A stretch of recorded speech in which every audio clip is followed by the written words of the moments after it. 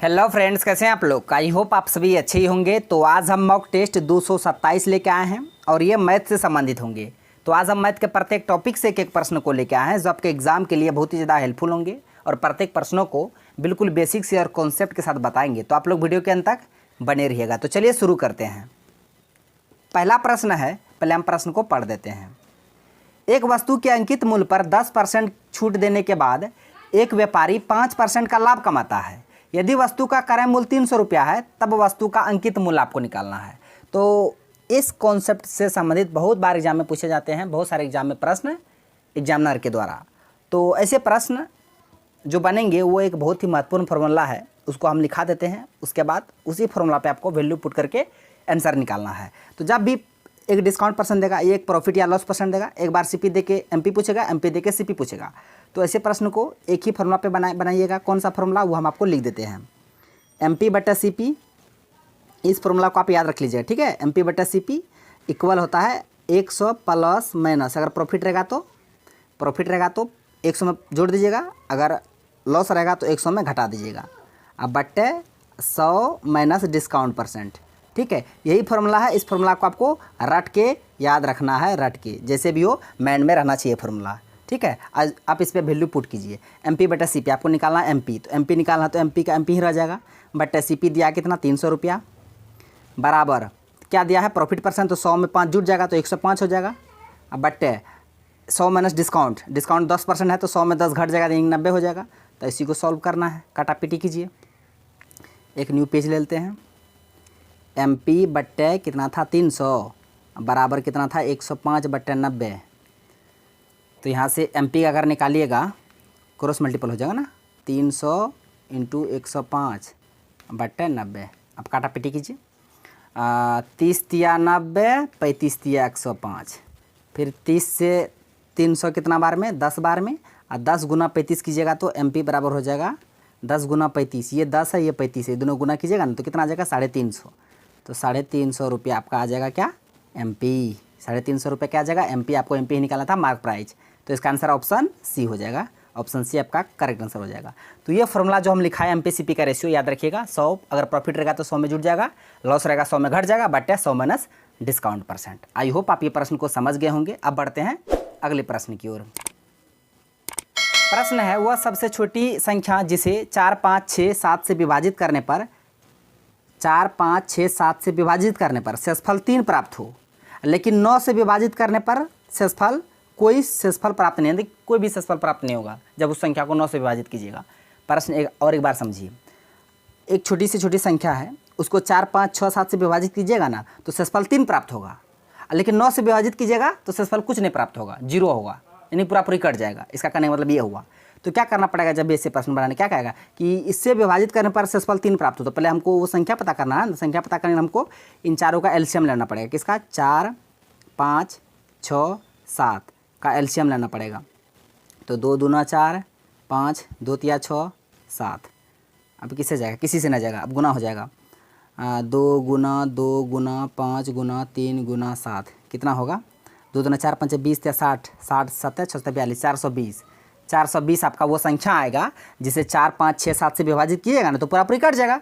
LCM निकालने हैं, 4 से तो पूरा कट जाएगा, 5 से भी पूरा पूरी कट जाएगा, 6 से भी पूरा पूरी कट जाएगा, 7 से भी पूरा पूरी कट जाएगा। हमको पूरा पूरी नहीं करना चाहिए, हमको 3 शेषफल भी प्राप्त होना चाहिए। वैसा संख्या हमको निकालना है कि 4, 5, 6, 7 से भाग देने पर हमको शेषफल 3 प्राप्त हो। जब 4, 5, 6, 7 से भाग दीजिएगा शेषफल 420 में भाग दीजिएगा तो शेषफल 0 प्राप्त होगा। हमको 3 प्राप्त होना है, करना है तो हम क्या करना पड़ेगा, जो संख्या 420 है, 420 में हम क्या करेंगे 3 जोड़ देंगे, तब कितना आएगा 423। अब ये 423 है ना, ऐसा संख्या है 423, इसमें ना आप 4, 5, 6, 7 चारों संख्या से अगर भाग कीजिएगा तो शेषफल हमेशा 3 प्राप्त होगा।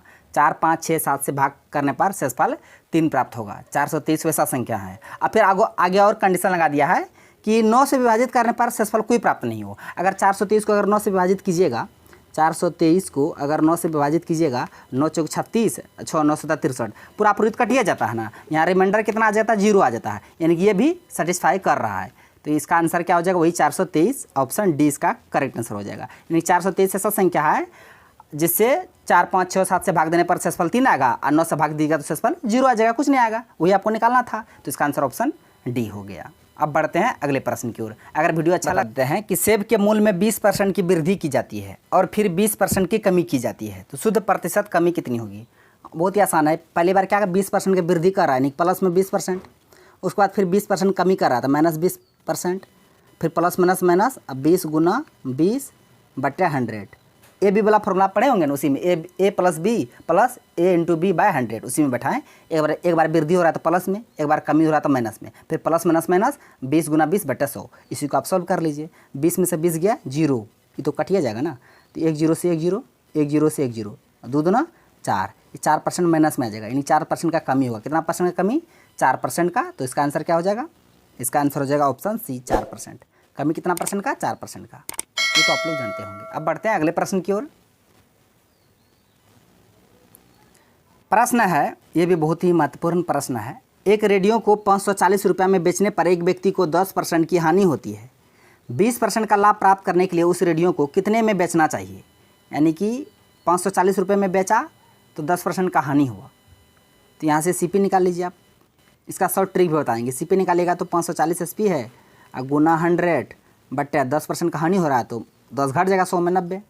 तो यहाँ 9 से ये कितना बार में, 9 छाक 54, कितना 6 बार में कट जाएगा ये। 90 से 6 बार में 540, और 6 गुना 100 600, यानी सीपी कितना निकल कर आ गया? 600। अभी 600 पे कितना का लाभ कमाना है उसको, दुकानदार को, उस रेडियो पे 20% का। 600 में 20% का लाभ कमाना है तो यहाँ से एसपी निकालिएगा अगर, तो यहाँ 600 पे कितना परसेंट का लाभ? 20% का, नहीं 120/100। 2 0 से 2 0 खत्म, 12 गुना 6 12 छाक 72, 1 0 बैठ जाएगा, यानी कि 720 रुपया। 720 रुपया, इसका आंसर ऑप्शन बी हो जाएगा, 720 रुपया। उस रेडियो को कितना में बेचना चाहिए जैसे कि 20% का प्रॉफिट हो तो 720 रुपया में। इस तरह से बनाइएगा। एक और ट्रिक है, शॉर्ट ट्रिक, उसको अगर इस प्रश्न को वैसे बनाएगा ना बहुत ही कम समय बन जाएगा। देखिए 540 रुपये में बेचा, फिर भी 10% का हानि हो रहा, यानी जो 540 है किसका वैल्यू है? 540 में बेचा, 10% का हानि हो रहा। 10% का हानि का मतलब क्या हुआ? कितना में बेचा हुआ? 90% में, यानी 540 90 का वैल्यू है। हमको किसका निकालना है वैल्यू? हमको 20% का प्रॉफिट चाहिए, यानी कि 120 का वैल्यू निकालना है। बस एक ही लाइन पे बन जाएगा। ये कितना बार बना? 6 बार में, 12 छाक 72, 720 रुपया। देखिए एक लाइन में बन गया आंसर। ये शॉर्ट ट्रिक है ना, बेसिक से भी बताए, शॉर्ट ट्रिक्स भी बताए, तो इसका आंसर ऑप्शन बी हो गया। प्रश्न है, ए की क्षमता 20 से दोगुनी है। दोनों एक साथ कार्य, यानी दोनों एक साथ मिलकर कार्य करते हुए किसी कार्य को 18 दिनों में समाप्त करते हैं, तो बी अकेला उस कार्य को कितने दिनों में समाप्त करेगा?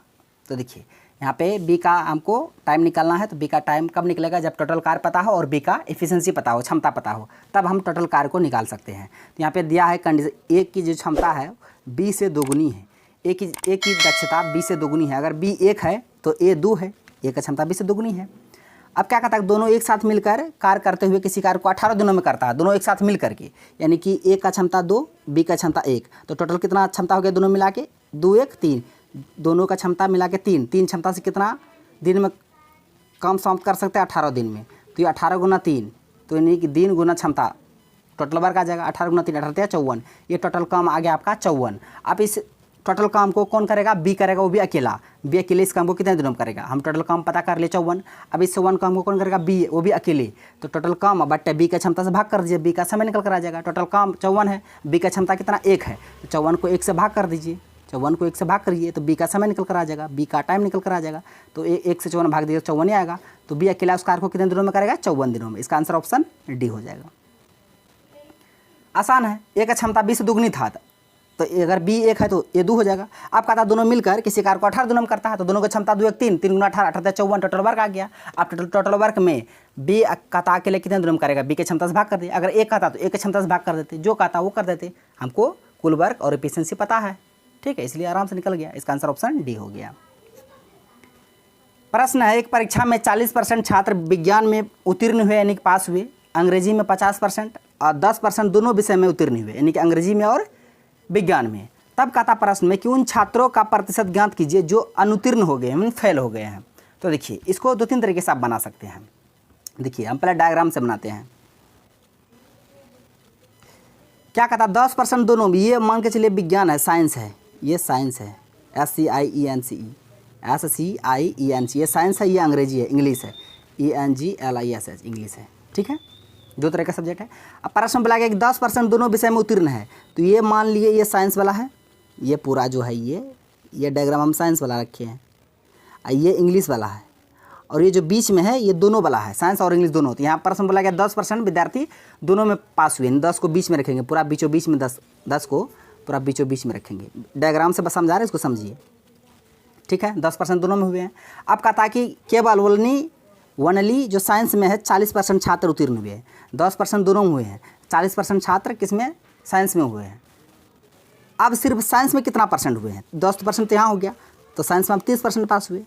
अंग्रेजी में टोटल 50% पास हुए, 10% दोनों में हुआ, तो यहाँ पे 40% हो जाएगा, तब ना 30 और 10 40 हो जाएगा, 40 10 50 हो जाएगा। इसको समझना पड़ेगा इस लाइन को आपको। अब टोटल कितना देखिए पास कितना हो गया, 30 10 40 40 40 80, 80% यहाँ पे पास हो गया, 80% पास है। हमको पास नहीं निकालना है, अनुत्तीर्ण नहीं निकालना, फेल निकालना है। जब कोई भी चीज़ अपने आप में 100% होता है, अपने आप में 100% होता है, 80% पास हो गया, 100 में 80% पास हो गया, तो बचा कितना परसेंट फेल हुआ होगा, 20% फेल हुआ होगा। तो ये आपका आंसर क्या हो जाएगा, 20%, ऑप्शन बी आपका करेक्ट आंसर हो जाएगा। बस ऐसे बनाइए, यानी तो कैसे बनाइए देखिए, टोटल कितना है, 100 होता है, कुछ भी कोई भी अपने आप में 100 होता है, 100 में देखिए 40% विज्ञान 50% अंग्रेजी, यानी कि 40% विज्ञान 50% अंग्रेजी, दोनों को जोड़ देंगे और 100 में घटा देंगे। अब बाद में फिर क्या करा, 10% दोनों में, तो यहाँ माइनस बाद में 10 को माइनस कर दीजिए। अब इसी को सॉल्व कर लीजिए, 100 माइनस 50 40 90 माइनस 10, यही होगा। अब देखिए ये बड़ी क्वेश्चन हो गया यहाँ, ठीक है। अब 100 माइनस 90 में 10 गया 80 और 100 में 80 गया 20, नहीं 20% छात्र अनुत्तीर्ण है, तो इसका आंसर क्या हो गया, ऑप्शन बी। चाहे ऐसे बनाइए ऐसे बनाइए, आपका मन, आपको जैसा समझ में आए वैसे बनाइएगा, ठीक है। अब बढ़ते हैं अगले प्रश्न की ओर। प्रश्न है, एक रेलगाड़ी 60 किलोमीटर प्रति घंटा की चाल से चल रही है, यह 15 सेकंड में एक रेलवे प्लेटफॉर्म को पार करती है। यदि प्लेटफॉर्म की लंबाई 130 मीटर है तो रेलगाड़ी की लंबाई कितनी होगी। तो देखिए डिस्टेंस बराबर क्या होता है, बिल्कुल आराम से, बिल्कुल आराम से हम जानते हैं डिस्टेंस बराबर जो दूरी बराबर होता है 4 गुना समय, यानी कि स्पीड इंटू टाइम होता है, सबको पता है।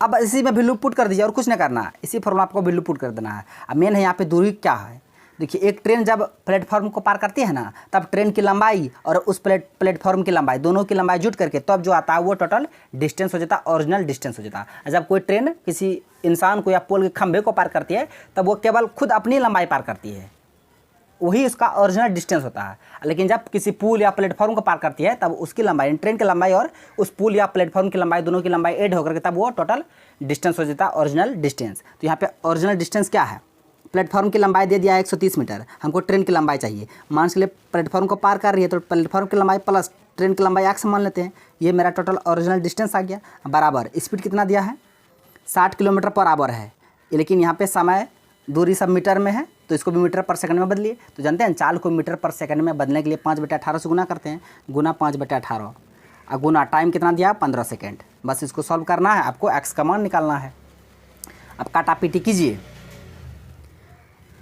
3 से कटेगा 3 5 15, 3 से कटेगा 3 6 18, फिर 6 से 60 10 बार में, अब तो नहीं कटेगा, 5 25 25 गुना 10 250, यानी कि 130 प्लस x बराबर 250।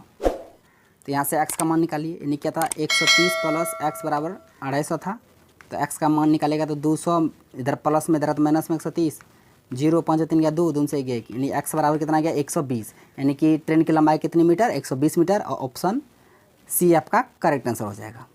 बस वही ये तो फॉर्मूला जानते हैं, दूरी बराबर 4 गुना समय, उसी पे बैठा दी। हाँ लेकिन ये समझना पड़ेगा कि ट्रेन जब किसी इंसान या खंभे को पार करती है तब क्या होगा, तब कौन सा रिलेशन बैठता है, जब किसी प्लेटफॉर्म या पुल को पार करती है तब जो ओरिजिनल डिस्टेंस होता है वो क्या होता है, ये आपको समझना पड़ेगा, ठीक है। जो हम आपको बता दिए आप इसे दिमाग में रखिएगा। अब बढ़ते हैं अगले प्रश्न की ओर।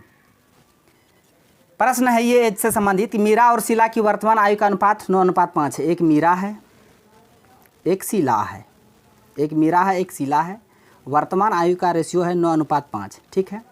इसको हम 9x/5x लिख सकते हैं, अनुपात में x मानने से इसका वैल्यू पे कोई असर पड़ने वाला नहीं है। मीरा शीला का वर्तमान आयु क्या है 9:5 है। प्रश्न बोला गया कि 8 वर्ष बाद शीला मीरा की वर्तमान आयु तक पहुंच जाएगी, तब शीला की वर्तमान आयु क्या होगी। बहुत ये लाइन जो लाइन बोला गया है बहुत खतरनाक लाइन है, इसको आपको समझना पड़ेगा। 8 वर्ष बाद शीला मीरा की वर्तमान आयु तक पहुंच जाती है, यानी 8 वर्ष बाद शीला, 8 वर्ष बाद शीला वर्तमान कितना 5x है, वर्तमान में 5x है, कहता 8 वर्ष बाद, तो 8 वर्ष जुड़ जाएगा, शीला वर्तमान में 5x है, कहा था 8 वर्ष बाद शीला, तो 8 वर्ष बाद शीला कितना 5x + 8, 8 वर्ष बाद मीरा की वर्तमान आयु तक पहुंच जाती है। मीरा की वर्तमान आयु कितना 9x, यानी कि 9x तक पहुंच जाती है। देखिए ये लाइन बहुत खतरनाक है, बोले ना। अब इसी लाइन को आपको सॉल्व करना है, यानी कि शीला की जो वर्तमान आयु रेशियो था 5x, कहा था 8 वर्ष बाद, तो 5x + 8, ये हो गया शीला की 8 वर्ष बाद का आयु। तो 8 वर्ष बाद का जो आयु होगा शीला, वह मीरा का वर्तमान पहुंच जाएगा। मीरा का वर्तमान 9x है, तो बराबर 9x, यहाँ से x का वैल्यू फाइंड आउट करना है आपको। 5x + 8 बराबर 9x था ना, 9x, तो प्लस 5x उधर जाएगा तो माइनस में 5x, 9x में 5x 4x बराबर 8, x बराबर 8/4, x बराबर 2, x का वैल्यू कितना आ गया 2। अब प्रश्न में बोला गया शीला का वर्तमान आयु, शीला का वर्तमान आयु का रेशियो 5x, x का मान निकला है 2, तो 5x का मान कितना होगा 5 दूना 10, शीला का वर्तमान आयु कितना हो जाएगा 10। ऑप्शन सी इसका करेक्ट आंसर हो जाएगा। देख रहे हैं ना, ये है। अच्छा से पहले प्रश्न को जब तक नहीं पढ़िएगा नहीं समझिएगा, प्रश्न बनेगा ही नहीं, ठीक है। प्रश्न ये आज का लास्ट है कि 3 धनात्मक संख्याओं का अनुपात 2, 3, 1 है, संख्याओं का गुणनफल 3072 है, तब सबसे बड़ी और सबसे छोटी संख्या का अंतर ज्ञात करना है। तो सबसे पहले बड़ी और सबसे छोटी संख्या मालूम करना है, तब फिर उन दोनों का डिफरेंस चाहिए, अंतर चाहिए। दिया है 3 संख्याओं का अनुपात कितना है 2:3:1 है, और तीनों का गुणनफल दिया है 3072। तो यहाँ से हम x मान लेते हैं 2x, 3x, x, इन तीनों का गुणनफल कितना दिया है 3072। तीनों का गुणनफल कीजिएगा, गुना कर कीजिएगा, बराबर कितना है 3072। तो 3 दूना 6, x गुना x गुना x, x क्यू हो जाएगा, 3 बार x क्यू बराबर 3072, यानी कि 6x क्यू बराबर था कितना 3072। तो यहाँ से x क्यू बराबर 3072/6, काट कूट कीजिए, कितना बराबर कटेगा 6 पंचे 30, 6 कम 6, 6 दूना 12, 512, x क्यू बराबर 512, क्यू उधर जाएगा तो घन रूट में आ जाएगा, तो यहाँ क्यूब इधर आ जाएगा, तो 512, 512 किसका क्यूब होता है सबको पता होगा, 512 8 का क्यूब होता है। x बराबर 8 गुना 8 कीजिएगा ना, 512 होगा ना, तो ये 3 8 से 1 8 निकल जाएगा ना, तो x का वैल्यू कितना आ गया 8, x का वैल्यू कितना आ गया 8। अब सबसे बड़ी संख्या कौन सा है 3, तो 8 गुना 3 8 × 24, सबसे छोटी संख्या क्या 1, तो 8 कम 8, तो 24 में 60 गया, 14 में 60 गया 6, 1 यानी 16। तो सबसे बड़ी और सबसे छोटी संख्या के बीच का कितना डिफरेंस है 16 का डिफरेंस है। इसका आंसर ऑप्शन बी हो गया। बस सबसे बड़ी संख्या ये रहा, सबसे छोटी संख्या ये रहा, दोनों का डिफरेंस किया 16 आ गया। ऐसे ही आपको बनाना है। तो फ्रेंड्स आज का प्रश्न बस यहीं तक था। सारे प्रश्नों को बिल्कुल बेसिक से और कॉन्सेप्ट साथ बता दिए। यदि आपको वीडियो अच्छा लगा तो मेरा वीडियो को लाइक कीजिए तथा मेरा यूट्यूब चैनल कर दीजिए, साडा को सब्सक्राइब करें और बेल आइकन को भी हिट कर दीजिए ताकि हर एक लेटेस्ट वीडियो का नोटिफिकेशन तुरंत आप तक पहुंच जाए। Thanks for watching video. धन्यवाद। हम मिलते हैं नेक्स्ट वीडियो में नेक्स्ट टॉपिक के साथ। तब तक के लिए जय हिंद।